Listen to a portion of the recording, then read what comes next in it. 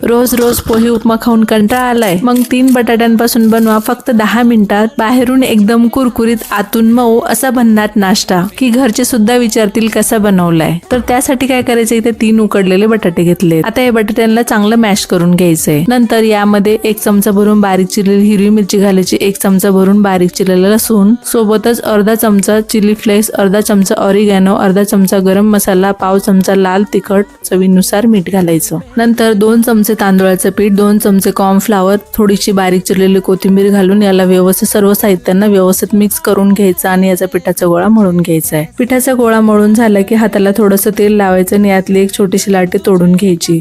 अशी लाटी हातावर घ्यायची आणि चारही बाजूने आपल्याला असं दाबून याला चौकोनी आकार द्यायचा आहे।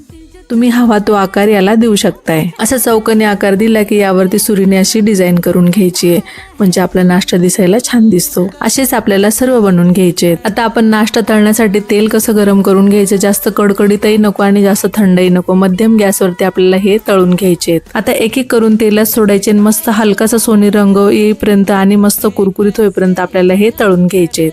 तळून झाले की मस्त आपल्याला सगळे हे काढून घ्यायचे। आवाजावरनं तुम्हाला कळलंच असेल की हे वरतून किती कुरकुरीत झाले आणि एकदम हलके फुलके झाले। फक्त 3 बटाट्यांपासून बनणारा हा कुरकुरीत नाश्ता एकदा नक्की बनवून बघा आणि ह्या नाश्त्याला काय नाव द्यायचं मला कमेंट करून नक्की सांगा आणि आजचा नाश्ता कसा झाला तेही मला कमेंट मध्ये कळवा आणि रेसिपी आवडली असेल तर एक लाईक नक्की करा।